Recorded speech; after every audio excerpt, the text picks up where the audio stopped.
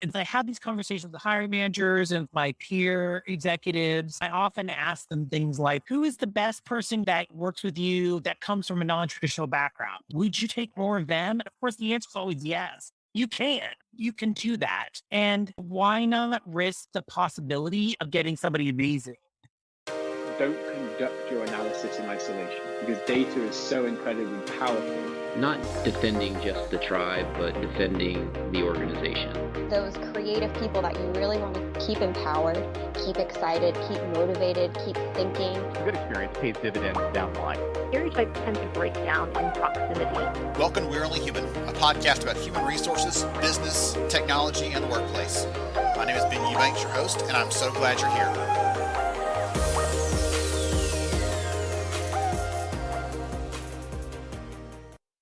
Hi, it's Ben Eubanks. I hope you are doing well. In the last few weeks, it's been wild and crazy over at our end. We've been traveling, getting out, seeing people, being able to get back on a real stage again. That's been tremendously fun. But also, I've been doing some really interesting events and other things, new research, all kinds of stuff like that.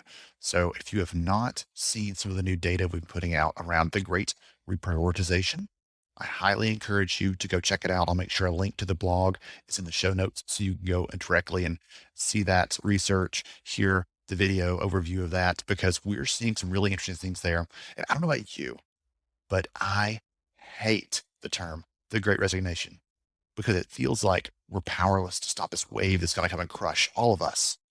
And the truth is, it's actually not the case. That's not what's happening. It makes a great headline, but the actual data that we're seeing after surveying hundreds and hundreds and hundreds of people is that they're changing their priorities. They're resetting what's important to them. They're realizing where they should put in their time and their effort and their attention. So I hope you enjoy that. Definitely go check it out. I'll put a link in the show notes. In addition to that, today you're going to hear a special episode. I actually had the opportunity to record this recently with Peter Sursi of the FBI. We talked about some things that he's seeing around how we should be hiring people, not just for what they can do today, but what they can do for us in the future. Really looking at the potential aspect and not just hiring for their proficiency today. It casts a broader net. It allows us access to more people. And one of my favorite quotes in this, as you probably already heard in the teaser, is, what if we take this risk and it turns out to be someone incredible and amazing that we never would have had otherwise? So this episode that you're about to hear is actually a replay from the virtual event that we ran back in October called The State of Hiring in Today's Talent Market. It really was a focus and an opportunity to dive into all the different aspects of hiring, what's happening in the world, what we're seeing or hearing from employers. We had different employers come in and tell their stories about how they're trying to solve this problem. So if you did not see that, that entire replay is available on demand for free. I'll make sure that link is in the show notes as well. 3 HRCI or SHRM credits free to you if you want to check that out. Not only just the credits and the content, everything else, but I'm really hoping it's going to give you some inspiration, some encouragement that things are challenging, things are tough, but we have the opportunity to step up. We have the opportunity to pull some levers to affect some change and to drive some things that are really important right now. So I'm so honored you're here with us. I appreciate your time. I appreciate your interest. If you do not mind, if you enjoyed this episode, please share it with someone else that you know that might also enjoy it. Word of mouth is the best way the podcast grows, and I personally would appreciate it. Now, without any further ado, let's get into Peter Sursi. Let's hear from him. You're going to get fired up. I'm telling you, he's got incredible passion for this stuff. You'll enjoy it thoroughly. So let's dive right in.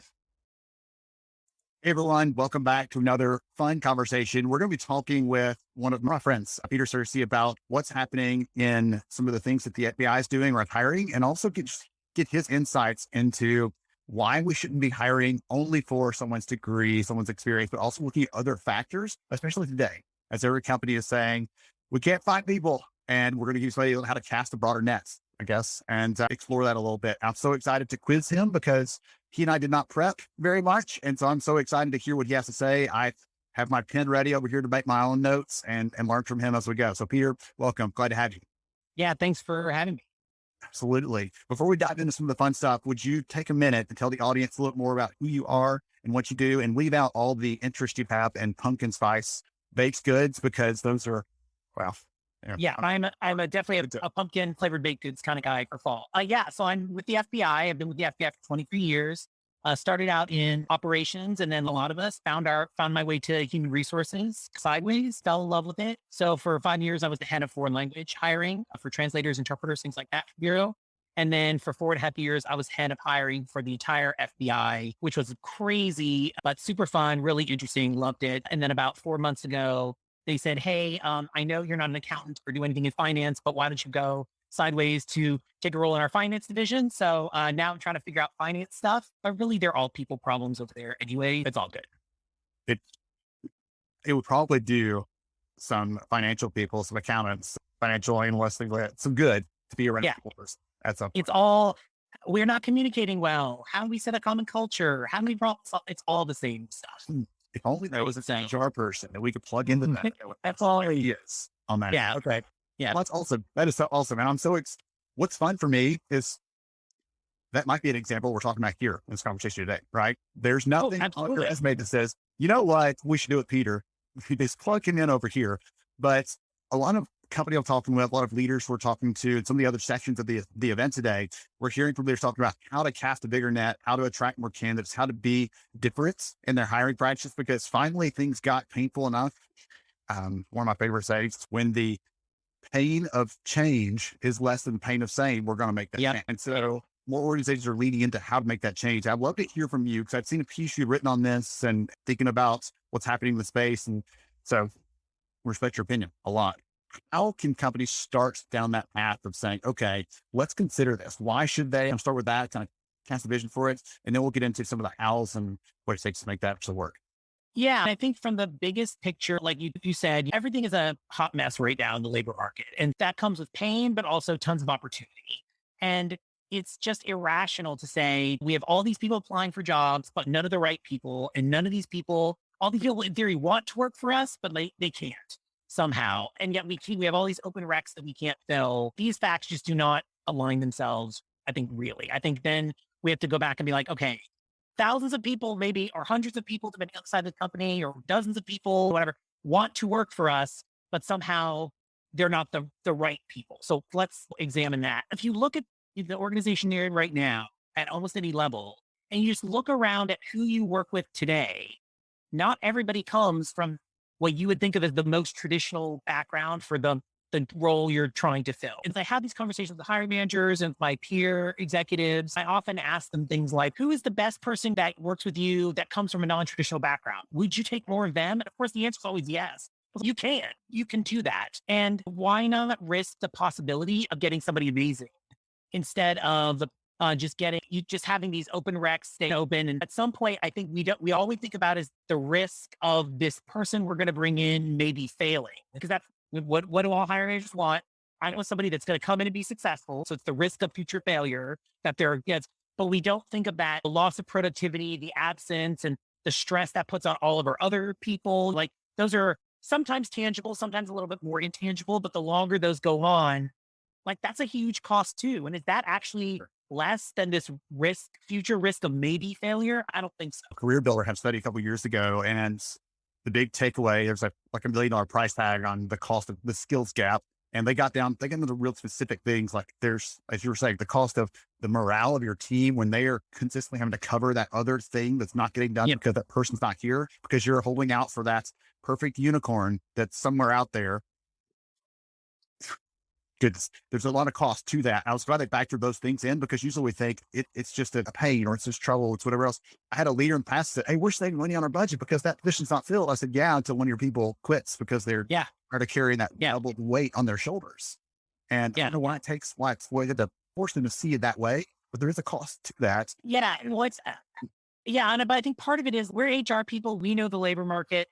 Most hiring managers don't. Like that's not their job. That's not their expertise. Sure. So all they think is you can't do your job well enough to find me the person that I'm looking for. So you just need to work harder. We know that's crazy, but they don't. So I think a huge part of our role as HR professionals is to try to make sure the hiring managers understand like what we're working with, what is happening. It's hard because I know, because of course I talk to my peers. They're always like, hiring managers, they don't want to hear reality. They don't want to hear what you have to say. And I get it. I've been in those situations both times. I think we all have been.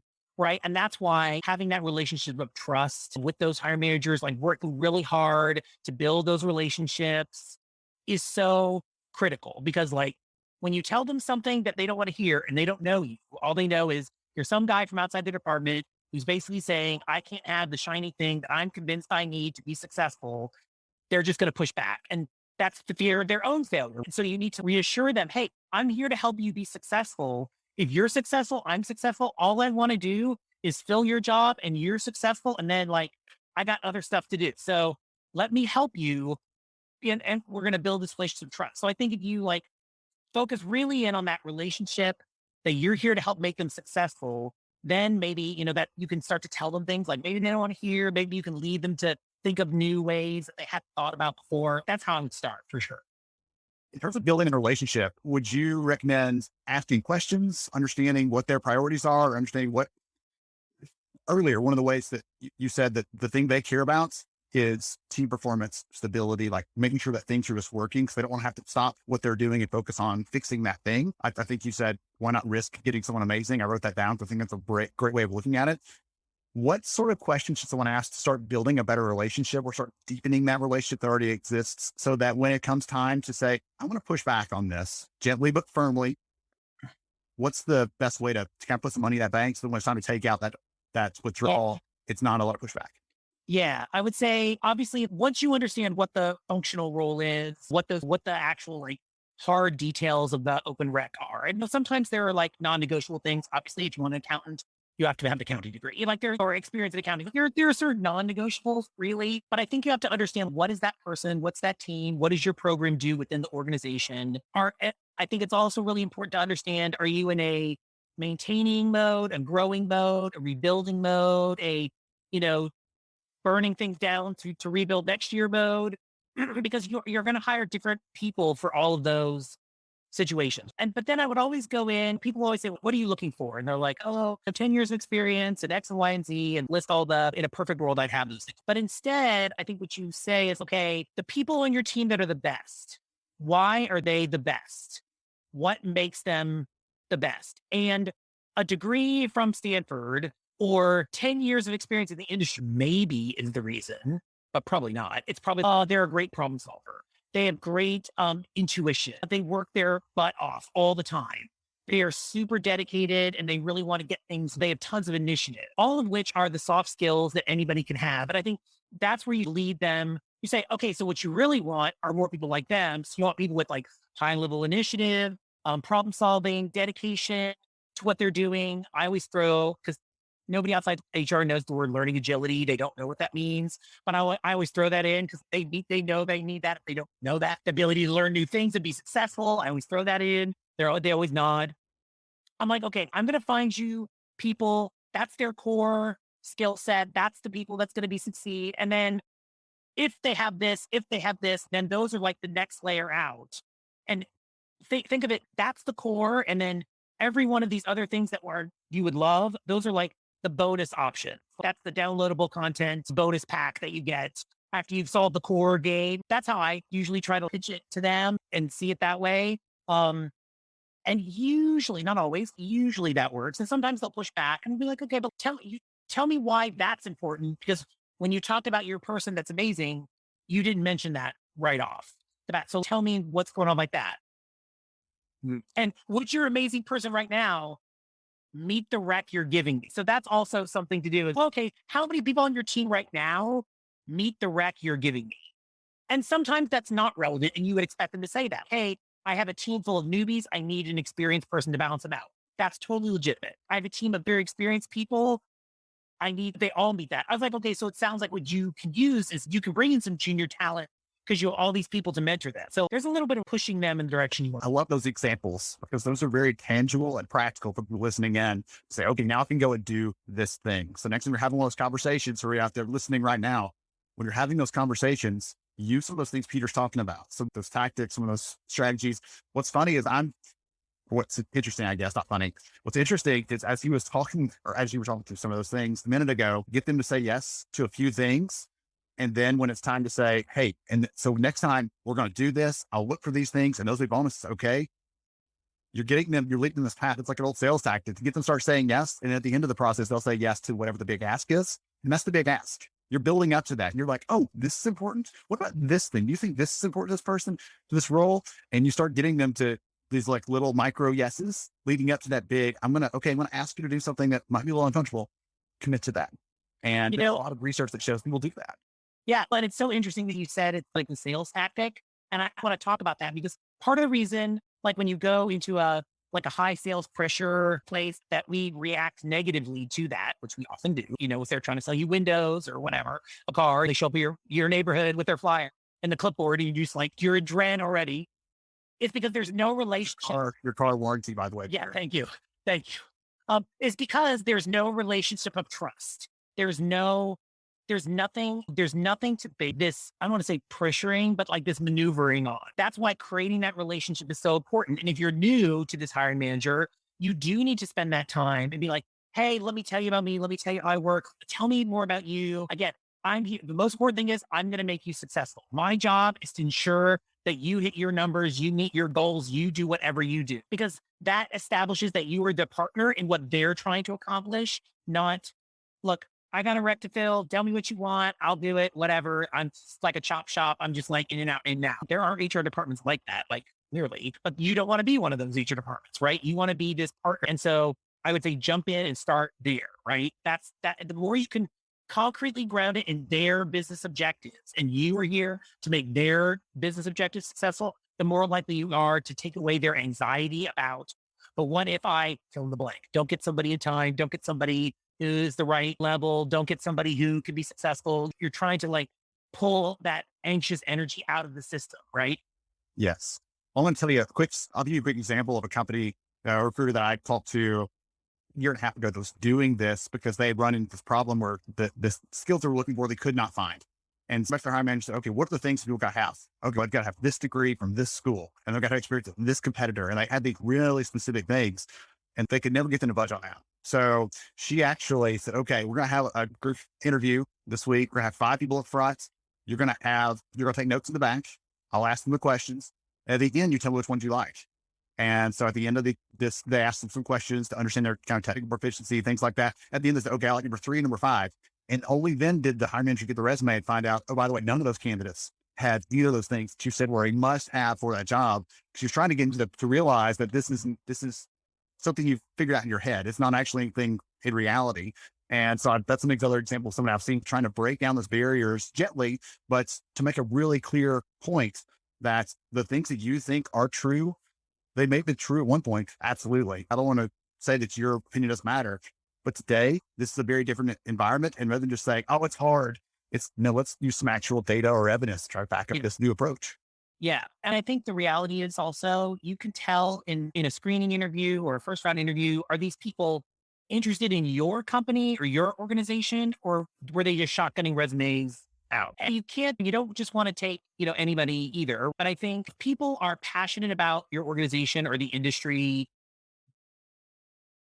that will carry them a long way, especially if they're earlier in their career or more probably they're trying to change industries. They're trying to go from one to another. Like changing industries mid-career is hard, right? There's a lot of institutional inertia keeping you where you are.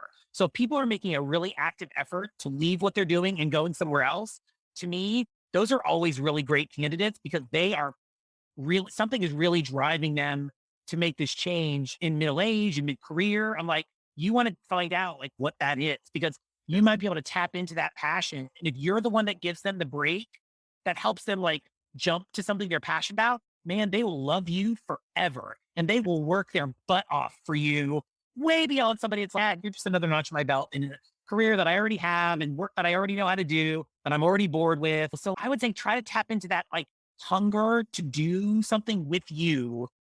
And so if they don't have that exact thing you're looking for, maybe that's okay. Mm-hmm. Yeah. Like you said earlier, one of the things that the first arguments is these things are non-negotiable, right? I don't want a heart surgeon that's really passionate, but has no degree. Okay. I get that. Obviously. Yeah. But for a lot of the kinds of things we're talking about, there are gray areas. And there's one leader I talked to recently and said, we're now hiring one level below with the expectation to develop that person up into the next, whatever we need them to be. Not only because it's hard to find people at that level that they've been posting at in the past, but also because she said, if we hire them for a competitor, we find out we have to untrain them on some of the things they've learned because that's not how we do it, or what we believe, or the things that are important to us and our values. So she said, we're actually able to, while we have a longer ramp up time to train them into the specific skill areas we need, we're also not having to break some of those old mindsets they had because they picked up these bad habits at another company, essentially. So there's some fun things around this. Yeah. Too. There's some side benefits that you don't even realize essentially when you're starting down this path. Yeah, when we were working with our IT, hiring people, basically the group in the FBI to hire software engineers, which is very difficult for anybody, but on the FBI, it's not known as a software engineering place. So it was already like upstream. And they were really convinced we needed all these like very experienced, high graded, high salary individuals to get the top talent combined. For a variety of reasons, we changed the entire hiring mechanism and effectively pulled hiring managers from multiple groups into like big group interviews of multiple candidates at a time for a bunch of other reasons. But what we found actually is by just, hey, interview all these people, whoever you like, we'll make an offer. Suddenly, the average experience level started to go down because they're like, oh my God, we're finding all this amazing talent at the lower level and we're starting to bring these people in. And if we had been so focused on, like in the past, we only want to see people with XYZ years of experience, blah, blah, blah. These people would never even have come to us. We would never have talked to them. And suddenly the average salary level started to go down, not in any bad way, just like they were bringing in younger talent who was hungrier, who was like more passionate about, and that was a very unexpected benefit for them. I was like, really? Was it unexpected for me? No. For me, not unexpected. For you, maybe unexpected. For me, obviously natural. And sometimes just even changing the structure of having to try to bring people in to maybe multiple levels, you'll see a little bit more too. So that's another practical thing is if one group is hiring experienced and junior people, like maybe have them all interview together. It's like, hey, whoever you like will fill open roles and just see where we are. And maybe they'll like more junior people because maybe they'll be impressed. You just have to think about the right way to do that. But sometimes just mixing it up a little bit is also will get you some good rewards. Good gracious. Okay. So I've written down a ton of ideas and things and suggestions, everything else. Again, that quote from earlier, I'll say it again because if I get a chance to quote Peter Sursi, it's a great day. Why not risk getting someone amazing? That's a great argument, right? And a great conversation point for that because the risk in their head is risk of non-performance, the risk of, my team's going to be unstable, the risk of not being able to meet our deliverables. Why not risk getting someone incredible that actually helps you to hit all those things? The way I push back on that in the past is, these things are important. And I say, okay, let's look at the people you've hired. You talked about the positive side of that a minute ago. Look at the people you've hired in the past. They're great now. They're high performers for your team, but even they have something that you're like, man, if I can get someone that didn't have that gap. A local nonprofit just last year hired the executive director.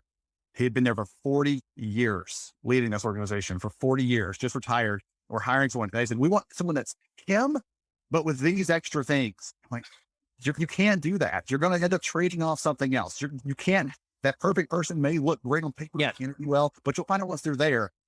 Okay, there those gaps are. We knew they were there somewhere. And so that's the other tool that I kind of use on that side is to say, just remember, we want to imagine this perfect world where that person comes in, they have all those things, and there is great our existing team, and they fit in seamlessly, and usually it's an or. They get this or that, but they can't have all of it. I would say in two situations like that, like I usually say, Jesus is busy. He's got a job. He's not available. Who else can you have? But also think about, especially in that situation where a very experienced person is left and they're so adamant they have to have that. I'm like, yeah, but when you hired that person X years ago, think of how different the external world was. So I always try to pin it to the external world is changing and we need somebody who can understand the skills that are needed right now, but also what's going to be needed in the future. And whatever we hire for today, 5 years from now, they're going to be doing something that doesn't exist now, working on some software program, doing some kind of thing that your organization doesn't even do, right? So you want to hire for that ability to grow and evolve.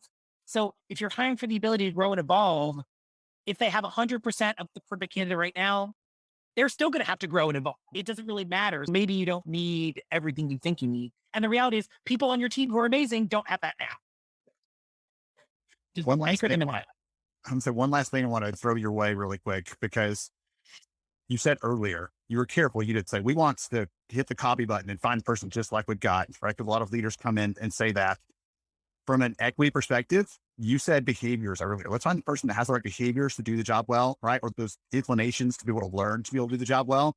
And I think that opens up the door too, to finding people outside of that normal bubble. I would imagine the people that naturally gravitate to the work that the FBI does, and you can correct me on this, would be white, adult male, or white men essentially would be drawn to that, because when you watch all the movies, everything else, the FBI agent's always some guy.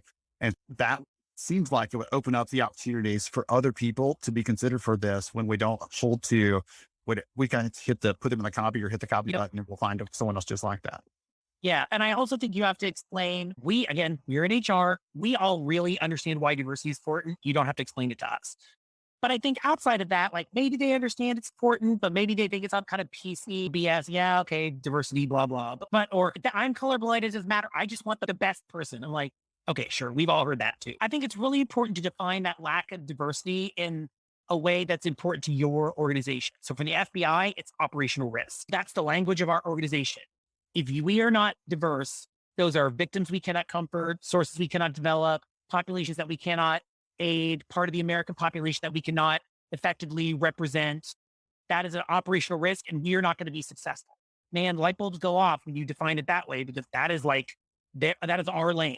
Mission critical, right? Saying it's really important to be diverse. They don't care. I don't say they don't care, but like that does not speak to them. So I would say find the language that your organization understands, that, where the diversity is going to improve, whether it's like, hey, these are new customer market segments that we're going to be able to have better insight in, whatever it is for your organization. And then that paired with people like this, people who have these soft skills, that will really open it up to increasing the diversity. If the manager has an awareness of what their diversity numbers are and all anyway, so you should also try to say, hey, if I were to take a look at your team, it's always awkward to ask about the diversity numbers. So I was trying to say, hey, if your team were to take a group picture, like how uniform would that picture look? Right? That's like a very soft, way to be like, hey, everybody picture looks the same. Would it be like, there would be a lot of variety? Would it be like minimal variety? Give me some change. And then that kind of helps me anchor in. I'm like, okay, they're already bringing in a very diverse group of people. And so I don't really have to worry about that angle because something is already working. Or like, wow, they do not have a diverse group already. So maybe I need to think about that, try to add that into my calculus. I love that question. That's a very coaching kind of question. It's not a finger pointing, how bad have you screwed this up? It's have you ever thought about that? And suddenly being very introspective and reflective and you know what? Maybe not. Interesting. Yeah. Also, this has been a tremendous conversation. Super fun. I have appreciated your insights, your passion, and your just excitement for the space and willingness to share. If someone wants to connect with the incredible Peter Sursi, what's the best way for them to do that? LinkedIn for sure. Yeah. Peter Sursi, Sursi. I'm on LinkedIn. Just DM me, find me, chat with me. It'd be great. Awesome. Perfect. Thank you so much again for joining us. I really appreciate your time and your expertise. Thank you so much for hanging out with us today on the podcast. I appreciate you. This has been another wonderful episode of We're Only Human, and we will catch you next time, my friends. Thank you so much for joining me on the show today. I'm honored to have you as a listener. If you enjoyed this episode, please take 10 seconds to rate it at iTunes, Stitcher, or wherever you listen to your podcast.